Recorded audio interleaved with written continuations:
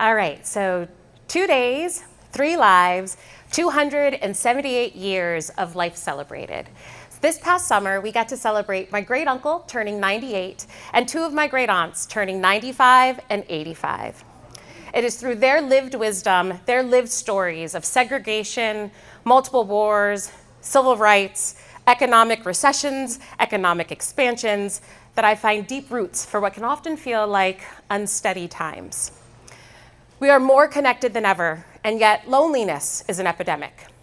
Columbia recently ranked number 8 safest in America, and yet I often wonder, how widely is that feeling shared? If the greater world feels so precarious, I often wonder, how does that impact how we show up at home and in our local communities? My grandparents' generation mastered steady adaptation through faith, family, and a spirit of grace in community. Now, as AI transforms everything, as we navigate unprecedented times with more defined and yet blurred boundaries, I seek their wisdom. What sustains when everything changes? Growing up in the 80s in Columbia, Maryland, as one of few families of color, I learned early, belonging isn't automatic.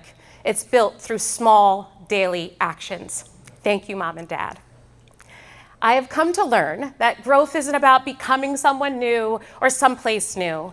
It is the serenity to accept the things I cannot change, the courage to change the things I can, and the wisdom to know the difference. I am incredibly grateful for my family, for my parents, and for my great uncle Hank, who has spent 98 years spreading peace, love, health, and happiness to anyone he meets. We all share and shape space. I have learned through my great uncle that authenticity is a practice of being, not a pursuit of perfection. It is 2025. We are a global community, and yet, more often than not, most people find it's hard to feel like a safe place to exist is possible, let alone belong. I have learned listening, agency, connection. In every job, whether theater or cultural sustainability, I find that the beauty and wonder of humanity lies in that unknown space between.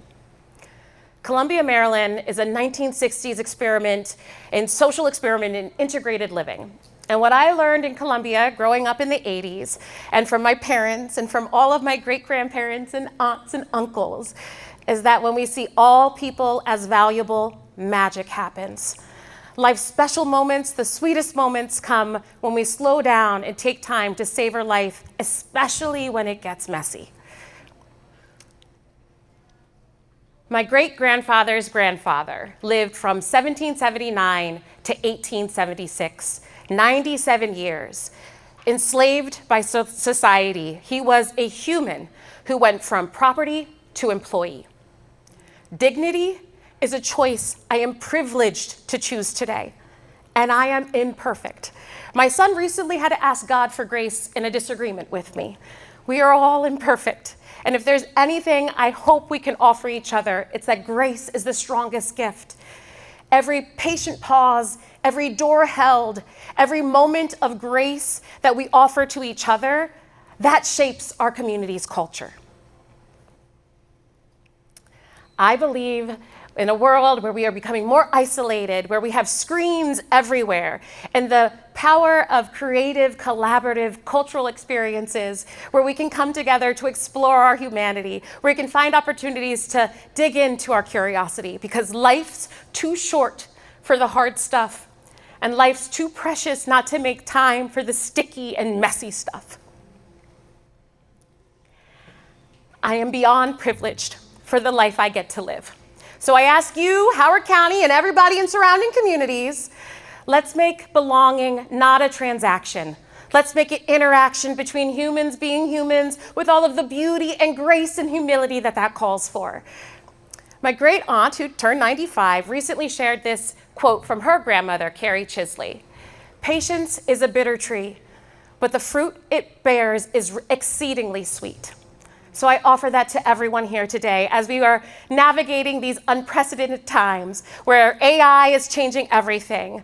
I hope and offer all of us the courage to live in the discomfort of being human with others.